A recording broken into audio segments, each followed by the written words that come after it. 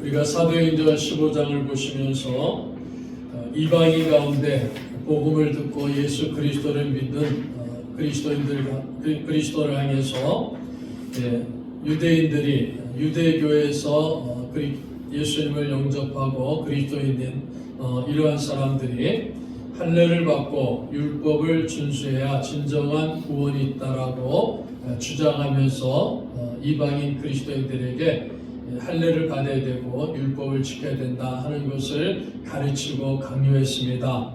그래서 이 안디옥 교회가 이 문제에 대한 해답을 얻기 위해 가지고 바울과 바나바를 예루살렘 교회로 파송합니다. 그래서 예루살렘 교회가 이 문제를 의논하기 위해서 교회가 모임을 갖게 되었죠. 그것을 우리는 예루살렘 공의회다 이렇게 이름을 붙입니다.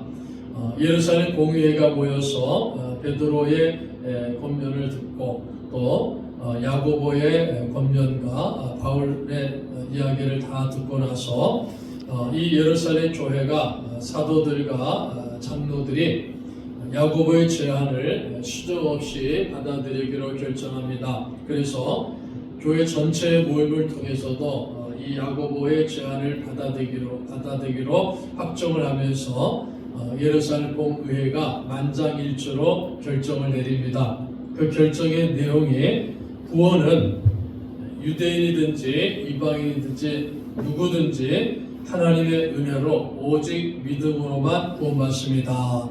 오직 믿음으로만 구원받는다라는 이 중요한 결정을 내렸다라는 것을 살펴봤습니다. 그리고 구원을 받은 그리스도인들인 이방인들에게는 우상의 더러운 것과 음행과 목매어 죽인 것과 피를 멀리하라. 신앙 공동체의 유익을 해치는 그런 행위를 멀리해야 된다 하는 것을 또한 권면하고 가르치는 이런 결정을 내렸습니다. 자, 그래서 예루살렘 교회가 이 결정된 내용을 담은 편지를 안디옥 교회를 비롯한 소아시아 각 지역 교회에 보내게 되었습니다. 그래서 이 안디옥 교회에 전달할 수 있는 사람으로서 사도행전 15장 22절에 보니까는 사도행전 15장 22절에 이에 사도와 장로와 온 교회가 그 중에서 사람들을 택하여 바울과 바나바와 함께 안디옥으로 보내기로 결정하니 곧 형제 중에 인도자인 바사바라는 유다와 실라더라. 형제 중에 인도자인 바사바라 하는 유다와 실라를 함께 안디옥으로 보냅니다. 그래서 예루살렘에서 결정을 내린 내용을 가지고 안디옥으로 갈 때는 바울과 바나바와 함께 바사바라는 유다와 실라가 함께 하였다라는 것을 가르쳐 줍니다. 이 유다와 실라에 대해서 사도행전 15장 32절에서는 유다와 실라도 선지자라 여러 말로 형제를 권면하고 굳게 하고 그랬습니까? 유다와 실라가 선지자다, 초대교회의 선지자다라는 사실을 설명하고 있죠. 여러 말로 형제를 권면하여 굳게 했다 그랬습니다. 여러 말로 형제를 권면했다라는 것은요, 이 유다와 실라가 선지자로서 복음을 전했다, 즉 설교했다라는 그런 뜻을 갖고 있죠. 굳게 했다라는 말은 양육했다는 겁니다. 성도들을 말씀을 훈련시켜서 믿음에 성장할 수 있도록 그렇게 양육했다. 그러니까 유다와 실라가 예루살렘 교회에서 설교하는 이 사명을 감당하고 양육하는 이 사명을 감당했던 사람들이다라는 것을 설명하고 있습니다. 유다의 별명을 바사바라 그랬죠. 이 바사바라는 말은 아람어로 안식일의 아들이란 뜻입니다. 그러니까 아마 추측하기로는 이 바사바라는 유다는 안식일의 아들이라고 이름 붙여져 별명이 붙여져 있는 유다는 아마 안식일날 태어났을 것이다라고 우리가 추측을 해볼 수 있습니다. 그리고 이 바사바라는 유다는 22절과 32절에만 그 이름이 기록되어 있고 다른 기록은 나타나지 않습니다. 자, 그 다음에 두 번째 실라라는 사람은 어떤 사람입니까?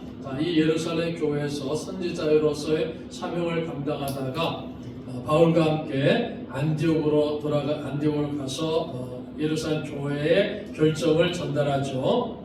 그러다가 예루살렘 교회로 다시 돌아옵니다. 그리고 시간이 지난 후에는 다시 안디옥으로 가가지고 안디옥 교회에서 맡겨진 사역을 감당합니다. 그러다가 바울 사도가 제2차 선교 여행을 떠날 때 바울이 바나바와 다툽니다. 마가 요한을 데려가는 문제로 인해서 바나바와 심히 다퉈가지고 갈라지게 돼요.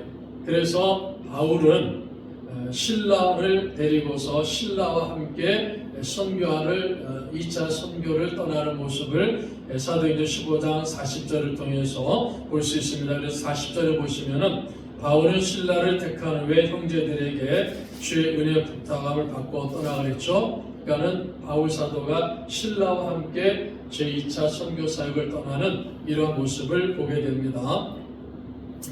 그리고 바울이 보내는 바울 서신에 보면은 이 실라라는 이름을 로마식 이름으로 표기해서 실루아노다 이렇게 표기를 합니다. 그래서 고린도후서 1장이라든지 데살로니가서 1장 이런 데 보면은 바울과 실루아노가 인사한다 했을 때 그 실루아노라는 사람이 바로 사도행전에서 말하는 실라라는 사람이다라는 것을 우리가 살펴볼 수 있습니다. 자, 바울과 바나바, 바사바라는 유다와 실라가 예루살렘 교회에서 안디옥 교회로 이제 그 결정된 내용의 편지를 가지고 돌아갔습니다.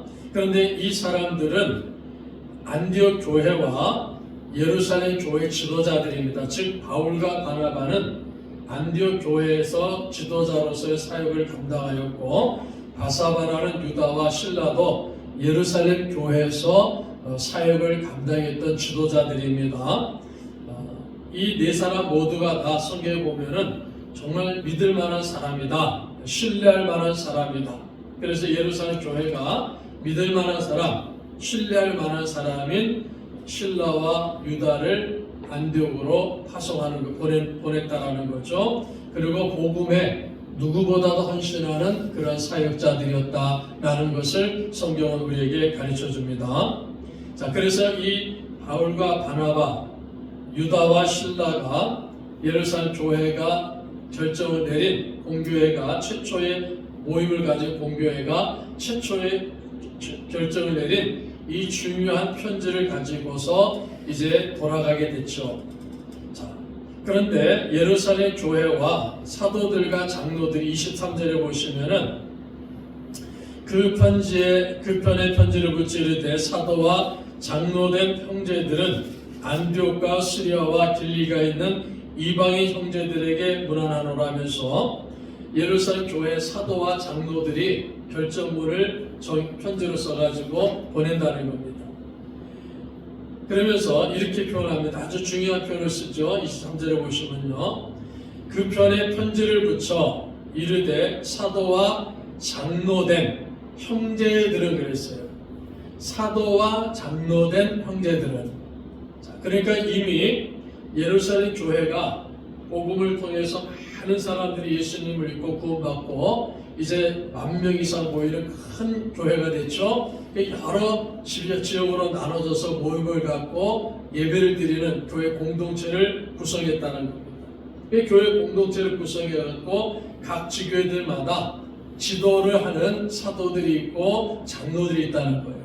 그러니까 이미 예루살렘 교회가 여러 많은 지교회들을 갖게 되었고 그 지교회들마다 사역을 감당하는 장로들을 세워놨다라는 겁니다. 그러니까 사도와 장로들 그랬을 때 이 사도와 장로들은 예루살렘 교회를 지도하는 지도자들이었다라는 것을 성경은 우리들에게 가르쳐 줍니다. 자, 그런데 이러한 지도자들이 이제 안디옥 교회에 바울과 바나바와 유다와 실라를 보내면서 안디옥 교회 성도들 향해서 형제다 이렇게 표현하는 거예요. 자, 지도자들이지만은 안디옥 교회 그리스도인들을 자신들의 지도를 받는 사람들이다. 우리는 지도자급에 있는 사람들이고 당신들은 낮은 계급에 있는 사람들입니다. 이렇게 표현하는 것이 아니라 주 안에서 여러분들과 우리는 사도와 장로들인 지도자들은 안디옥 교회 성도들하고 같은 형제입니다 하는 같은 형제라는 그런 자격을 가지고서 이 편지를 써서 보냅니다. 이렇게 이 예루살렘 교회 사도와 장로들이 편지를 보내는 겁니다. 그래서 이 편지를 받는 사람이 누구라고 했습니까? 안디옥과 수리아와 길리가 있는 이방인 형제들이다 그랬어요. 이방인 형제들 23절 마지막에 그랬죠. 이방인 형제들에게 문안하노라. 그러니까 이방인들 가운데 예수 믿는 그리스도인들과 사도와 장로들이 우리는 여러분과 똑같은 한 형제입니다. 이렇게 지금 표현을 하고 있는 거예요. 얼마나 아름다운 교회 모습입니다.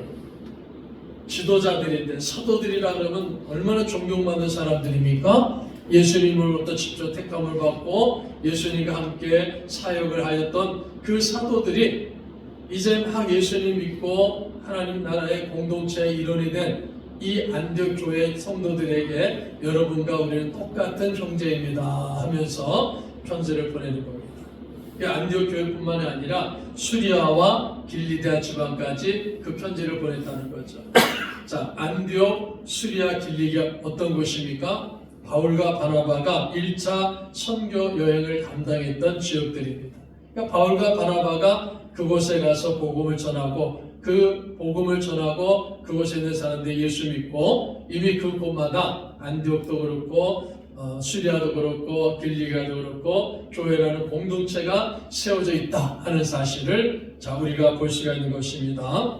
그래서 편지를 보내는 사도와 장로들 그리고 이 편지를 받는 이방인 그리스도인들을 형제라는 표현을 통해서 우리와 여러분들은 하나입니다 하는 아름다운 모습을 예루살렘 교회 사도와 장로들이 보여주고 있는 겁니다.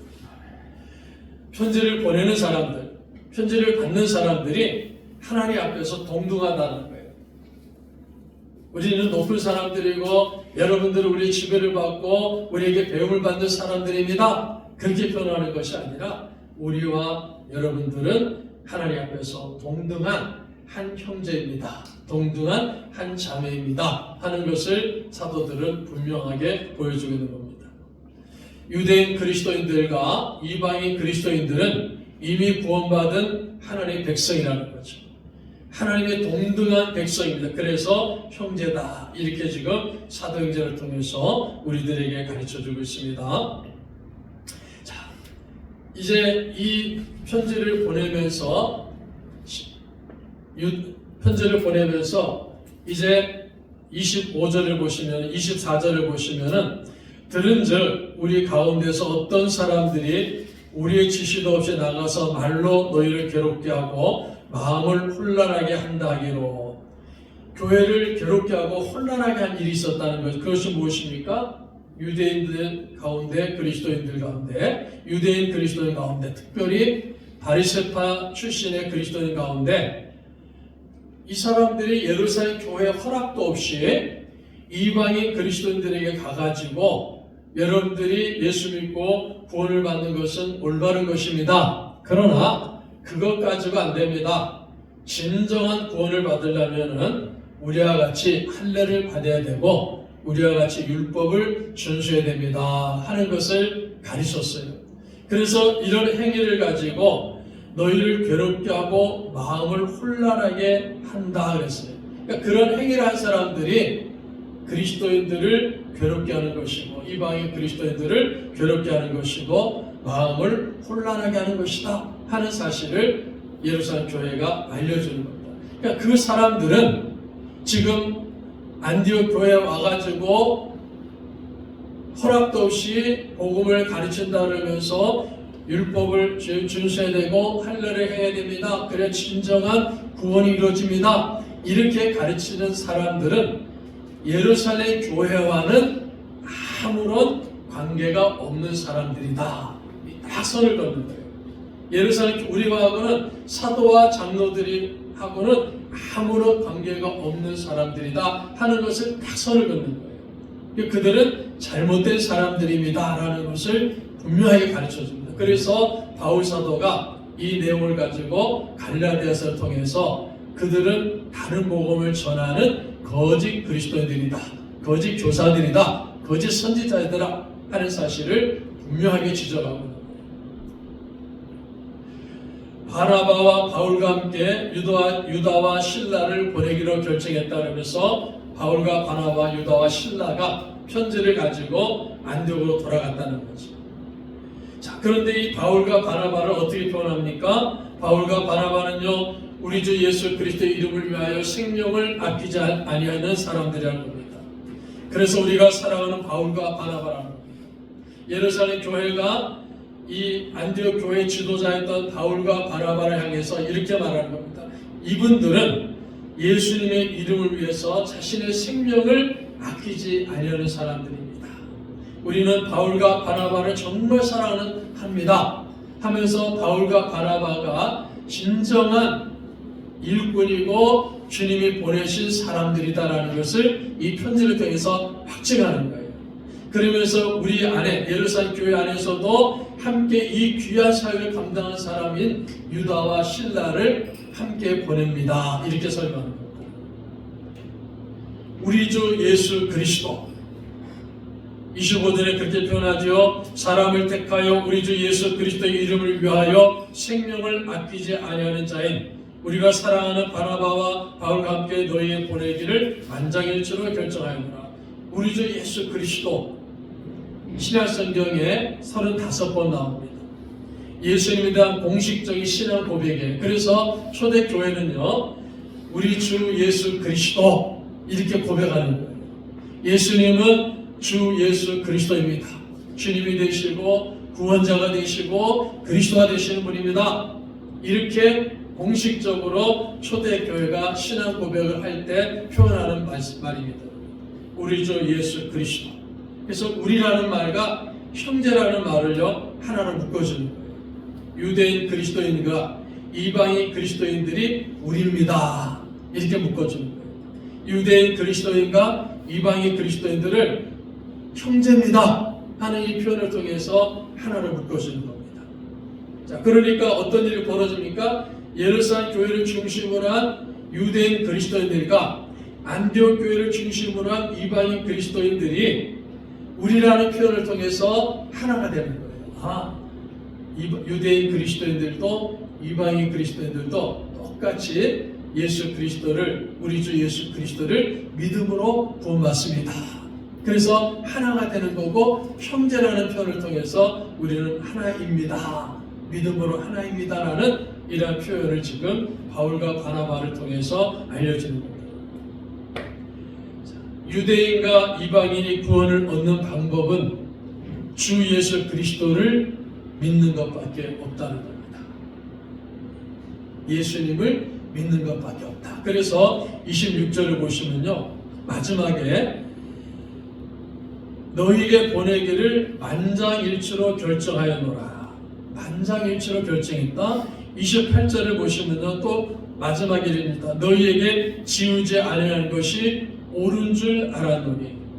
결정했다. 만장일치로 결정했다. 옳은 줄 안다. 예루살렘 공의회에서 통과된 결정을 말하는 겁니다. 이 결정을 이제 우리라는 표현을 통해서 28절을 보십시오. 성령과 우리는 우리가 결정했다는 거죠. 예루살렘 교회가 결정하고 안디옥 교회 대표자가 함께 모여서 결정했는데 그 결정은요 우리가 한 것이 아니라는 겁니다. 성령과 우리가 했다는 겁니다. 예루살렘의 공회가 모여서 지도자들 내린 결정은 성령님의 인도에 따라서 내린 결정입니다라는 것을 분명하게 예루살렘 교회가 안디옥 교회 이방인 그리스도인들에게 알려주는 겁니다. 오직 믿음으로 구원받습니다. 이 진리는요 성령님의 인도하심에 따른 결정이라는 겁니다. 성령님이 우리를 인도하셨기 때문에, 우리를 깨닫게 해주시고 우리를 밝혀주셨기 때문에 이방인이든지 유대인이든지 오직 예수 그리스도를 믿는 믿음으로만 구원받습니다. 오직 믿음으로만 구원받습니다라는 이 결정은요, 사람들이 모여서 내린 것이 아니라는 겁니다. 사도들이 모여서 내린 것이 아니라는 거죠. 성령님의 인도하심에 따른 결정입니다 하는 사실을 성경을 통해서 우리에게 가르쳐 줍니다. 별난 하나님의 은혜를 베풀어 주신 거예요. 예루살렘 교회가 시작하며 복음이 전파되는 그 시점부터 해가지고 구원의 문제를 성령님의 인도하심 속에서 분명하게 결정을 딱 내려놨어요. 구원은 오직 예수 그리스도를 믿는 믿음으로만 구원받습니다. 여러분, 이 진리들요, 하나님께서 성령 하나님의 역사 속에서 예루살렘 교회를 중심으로 다 결론을 내렸기 때문에 오늘 기독교 2000년 역사를 지나오면서 지금도 변함없이 외치는 진리의 말씀입니다. 여러분, 구원은 오직 예수 그리스도를 믿는 믿음으로만 구원받습니다. 아멘. 다른 거 없어요. 행위가 들어갈 수가 없다는 겁니다. 다른 길도 없다는 겁니다. 오직 예수 그리스도를 믿는 믿음으로만 구원받아요. 그것이 하나님 우리에게 주시는 은혜의 선물이다 하는 사실을 성경은 분명히 우리에게 가르쳐줍니다. 그래서 이 결정을 예루살렘 공회가 딱 내려가지고요, 이건 우리가 내린 결정입니다, 그게 아니라는 거죠. 성령께서 우리를 감동시키시고 성령님께서 인도하셔갖고 이 결정을 내렸습니다. 이 결정문을 지금 안디옥으로, 시리아로, 길리기아로 보내고 있는 겁니다. 이 요긴한 것들 외에는, 요긴한 것들은 필요한 것들입니다. 반드시 필요한 것들 외에는 아무 짐도 너에게 지우지 아니하는 것이 옳은 줄 알아나니 예수 그리스도 믿는 믿음으로만 구원받습니다 하는 이 사실 외에는 어떠한 짐도 지워서는 안 된다는 겁니다. 그러니까는 할례를 받아야 된다, 율법을 행해야 된다, 선한 일을 행해야 된다, 올바른 일들을 행해야 된다 하는 그런 것들은 옳은 것이 아니다라는 겁니다. 자, 그러면서 다시 한번 29절을 보시면요, 우상의 제물과 피와 목매어 죽인 것과 음행을 멀리할지니라 이 스스로 삼가면 잘 되리라 평안함을 원하노라 하였더라 그랬어요. 우상의 제물, 피, 목매어 죽인 것, 음행을 멀리할지니라 했습니다. 이 말씀이 중요합니다. 멀리할지니라. 이 멀리할지니라는 말은요, 강력하게 권고하는 말입니다. 그러니까 이제 예루살렘 교회가 결정을 다 내려놓고 구원은 오직 예수 그리스도를 믿는 믿음으로만 구원받습니다. 그런데 이방인 그리스도인들 여러분들이요, 여러분들 예수님을 믿기 전에 행했던 일들이 있지 않습니까? 그래서 여러분들이 우상의 제물을 드리고 우상의 제물을 먹고 피와 목매어 죽인 것을 먹고 음행을 행했지 않으십니까? 이제 이러한 일들을 멀리하라는 겁니다. 반드시 멀리하라는 겁니다. 끊으라는 거예요. 그걸 아주 강력하게 이제 가르쳐주는 겁니다. 자, 이 네 가지 항목을 멀리하라 그랬죠. 피하라 그랬지 않습니까? 이 네 가지 항목을 피하는 것이 이방인 그리스도인들이 구원에 절대적으로 필요한 것이 아니다라는 겁니다. 그러나 이미 구원을 받았기 때문에, 오직 예수를 믿는 믿음으로 구원을 받았기 때문에 일상생활에서 공동체의 유익을 위해서 이런 것들은 피해야 됩니다. 이런 것들은 여러분들이 이제 그리스도인이니까는 행해서는 안 되는 겁니다. 이렇게 예루살렘 교회가 이방인 그리스도인들에게 가르쳐주는 겁니다. 그래서 우리 그리스도인들은요, 우리가 내가 구원받는 데 있어서는요, 내가 할 일이 아무것도 없습니다. 어제 하나님의 은혜가 임했을 때 우리에게 믿음의 선물을 주셨죠. 그래서 예수를 믿는 믿음으로만 구원받아요. 그런데 중요한 것은 그 다음 또 중요합니다. 예수를 믿는 믿음으로만 구원받았어요. 그래서 우리가 하나님의 자녀가 되었습니다. 그리스도인이 되었습니다. 그러면 어떻게 하라는 겁니까? 이제 하나님 나라의 공동체의 일원이 되었기 때문에 일상생활에서 우리의 삶 속에서 공동체의 유익을 위해서 피하라는 겁니다. 공동체의 유익에 해가 되는 일들을 이제는 행하지 않는 그 일들을 피하는 것이 우리 그리스도인의 삶의 모습입니다 하는 것을 성경은 우리에게 가르쳐 줍니다. 그래서 제가 지난주에도 말씀드렸죠. 예를 들어 한국 교회 안에 술, 담배 문제가 굉장히 많은 논란적인 문제들이 있지 않습니까? 그래서 심지어 옛날에는 어떻게 했습니까? 술 마시면은 담배 피면 지옥 갑니다. 이렇게 가르치는 교회들이 있었단 말이에요. 그걸 끊어야 된다 해서 강조하다 보니까 그렇게 잘못 나간단 말이에요. 그러나 이러한 것들을 행함으로 말미암아 우리 육신의 병이 될 수도 있고 또 공동체 유익을 행할 수 있기 때문에 이런 것을 금지하라는 겁니다. 혐오식품들이 있어요. 요즘 우리가 가장 조심해야 되는 것이 우리 그리스도인들이 혐오식품을 피해야 됩니다. 말씀드렸죠? 한국 사람들이 외국 여행 나가고 한국에도 그런 일도 있었지 않습니까? 곰들을 사육장에 탁 가다 놓고 철저히 가다 놓고요. 곰 쓸개에 빨대를 꼽아가지고 살아있는 곰에게 쓸개를 막 빨아먹는단 말이에요. 근데 여러분 예를 들어서 우리 그리스도인들이 그런 데 가가지고요. 그 빨대에서 그냥 곰 쓸개 쪽쪽 빨아먹는 그런 행위를 한다고 생각해 보십시오. 그 교회 공동체에 덕이 안 되는 거예요. 유의가 안 된다는 겁니다.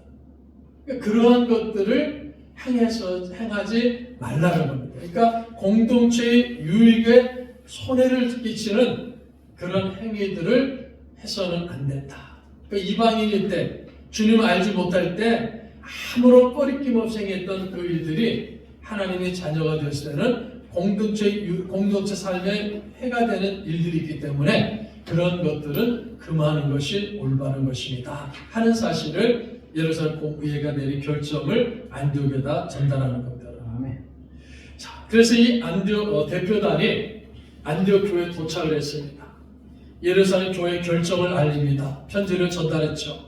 그리고 편지를 전달함과 함께 바울과 신라와 유다를 통해 가지고 어떻게 합니까? 이 예루살렘 안디옥 교회에서 예루살렘 교회에서 이루어졌던 일들을 쭉 설명합니다. 이 편지가 온 교회 앞에서 낭독됐을 때 이 안디옥 교회 성도들이요 기쁨으로 환영했다 했습니다. 30절을 보십시오. 그들이 작별하고 안디옥에 내려가 무리를 모으니 편지를 전하니 읽고 그 위로한 말을 기뻐하더라. 편지를 읽고 위로한 말을 기뻐했다는 것입니다.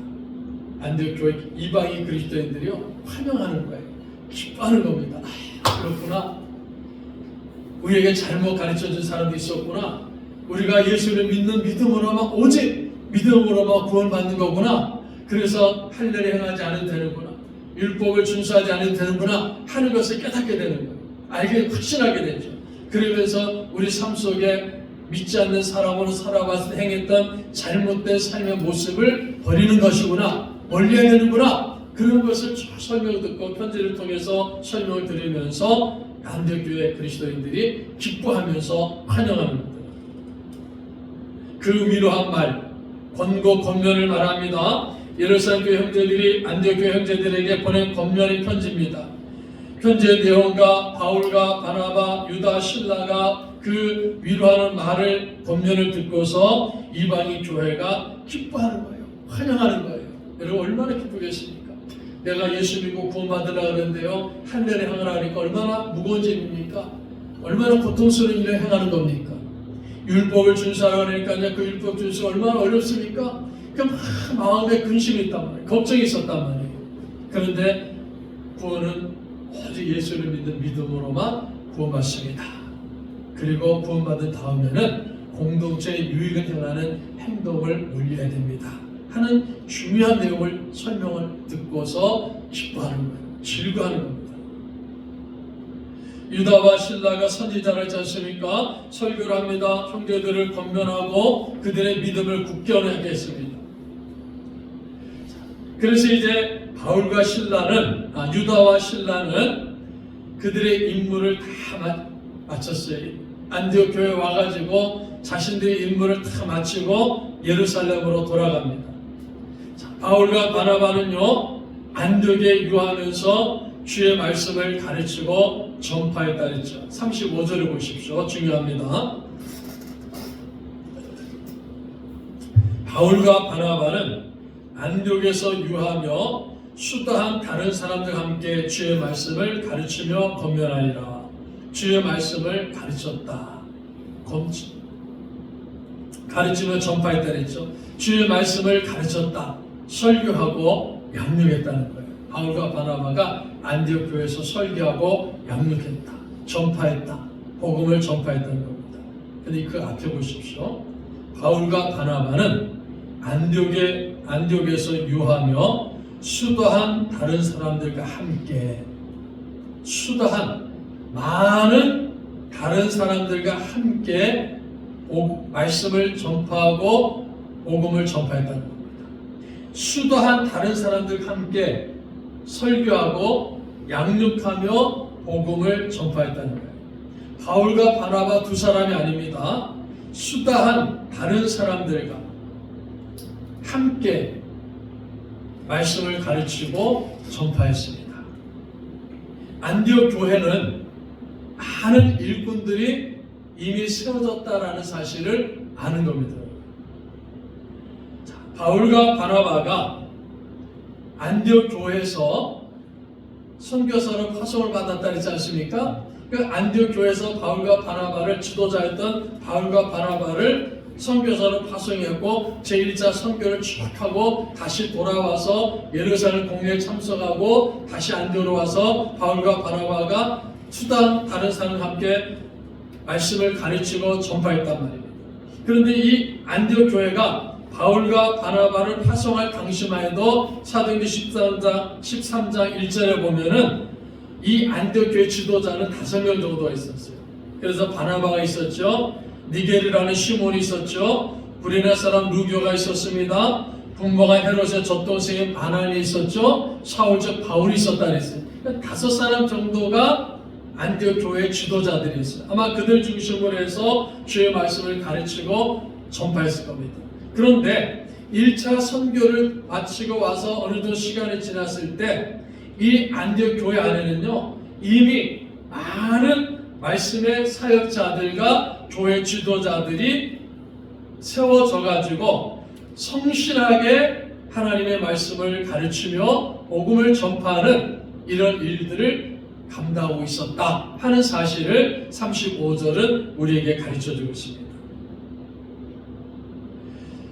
이 안디옥 교회는 짧은 기간 동안에 이미 교회 안에 많은 말씀의 지도자들이 있는 거예요. 지금 말하면 목사님들이 있는 것이고 장로님들이 세워졌다는 겁니다. 짧은 기간 동안에 많은 목사님들이 세워지고 많은 장로님이 세워져가지고 많은 교회들이 세워져가지고 여기저기서 주의 말씀을 가르치고 복음을 전파하는 이러한 일들이 일어나고 있었다라는 사실을 가르쳐주고 있습니다. 예루살렘 교회도 그랬고 안디옥 교회도 그럽니다. 그리고 그 외 다른 모든 교회들이 동일한 모습으로 교회가 성장해 나가는 모습을 보여주고 있습니다. 그래서 우리가 이 시대도 마찬가지입니다. 우리 한국 교회가 복음이 들어와가지고요 세계 선교 역사상 가장 짧은 기간 동안에 한국 교회가 왕성하게 성장한 기록을 갖고 있어요. 그래서 초대 교회가 왕성하게 성장할 때 선교사들이 연구했습니다.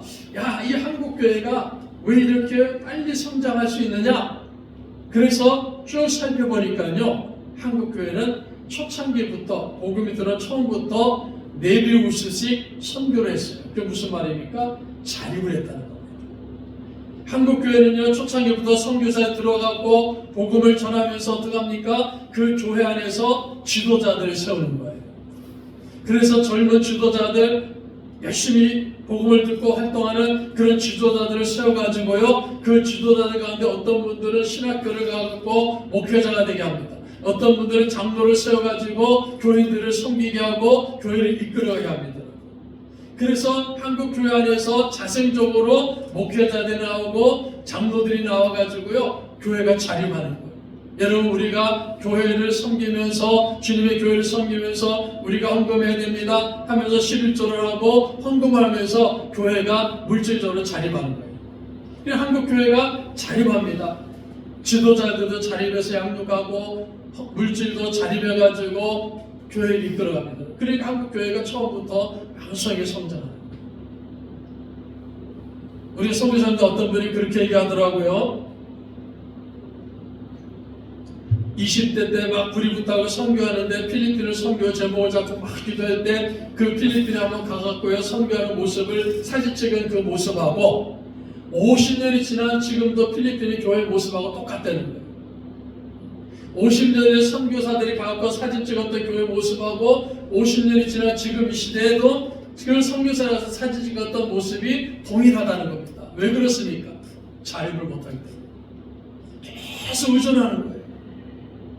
계속 의존하니까는 그 50년 전의 모습과 지금 모습이 같다는 겁니다. 한국교회는 달라진 거죠.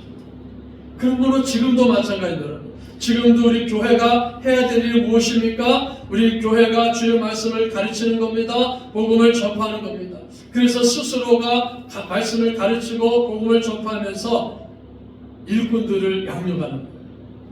그래서 목회자들을 세우고 장로님들 세우고 권사님 세웁니다. 이 장로님들이 또 다른 장로님들을 가르치고 또 다른 사람들 양육합니다. 그러니까 이런 일들이 과거에는 잘 이루어졌다는 겁니다.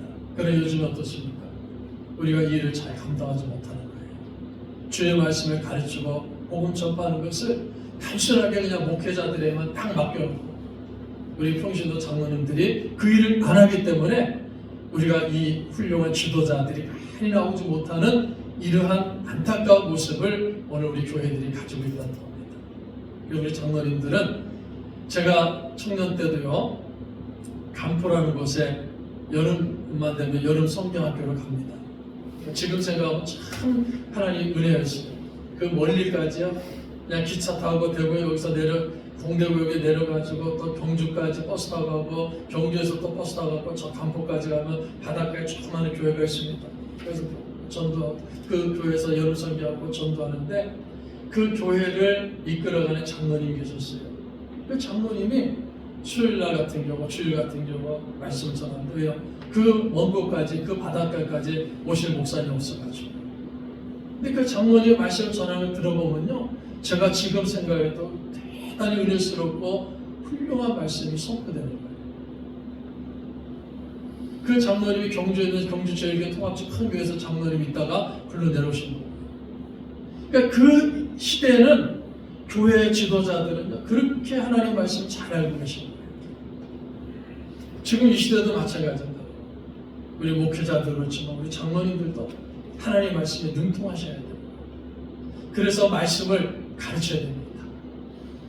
새로 오신 성도들에게도 말씀을 가르치고 연약한 성도들에게도 말씀을 가르치고 복음 전파하는 이 일들이 잘 이루어질 때 그 교회가 하나님께 영광을 나타내는 건강한 교회가 될 줄을 믿습니다.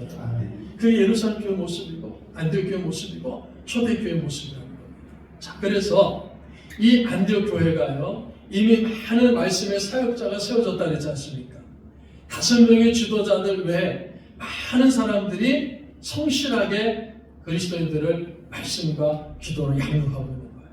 그러니까 복음을 전하고 있습니다. 자, 그러니까 바울과 바나바가 그곳에서 쭉 있다가 이제 우리 안디옥 교회가 얼마든지 든든할 수 있는 교회구나. 그럼 우리가 하나님 은혜 가운데 또다시 우리는 선교로 나가야 되겠습니다. 그래서 이 안디옥 교회에서 이제 바울과 바나바가 2차 선교 여행을 준비하고 2차로 선교 여행을 떠나는 모습을 우리가 사도행전 15장 이후로 볼 수가 있는 겁니다. 물론 그 가운데서 다음주 말씀드리지만 바울과 바나바가 마가 요한의 문제로 다투어서 따로따로 흩어집니다. 그래서 바나바는 마가 요한과 함께 가고 바울은 신라가 안디옥 교회로 왔기 때문에 신라와 함께 2차 선교 여행을 떠나는 모습을 우리가 볼 수 있습니다. 이미 이 안디옥 교회가 많은 지도자들이 세워졌습니다. 지금 말하면 목사님들도 세워지고 장로님들 세워지고 권사님들 세워지고 집사님들 세워졌다는 거죠. 그러니까 바울과 바나바가 떠나도 얼마든지 훌륭하게 사역을 감당할 수 있는 그런 교회가 되었다는 사실을 우리는 볼 수가 있는 겁니다. 자, 그래서 오늘 이 아침에 우리가 다시 한번 이 말씀을 기억하시면서 구원은 유대인이든지 이방인이든지 모두가 하나님의 은혜로 오직 믿음으로만 구원받습니다. 아멘. 항상 이것을 마음에 꼭 간직하시기 바랍니다.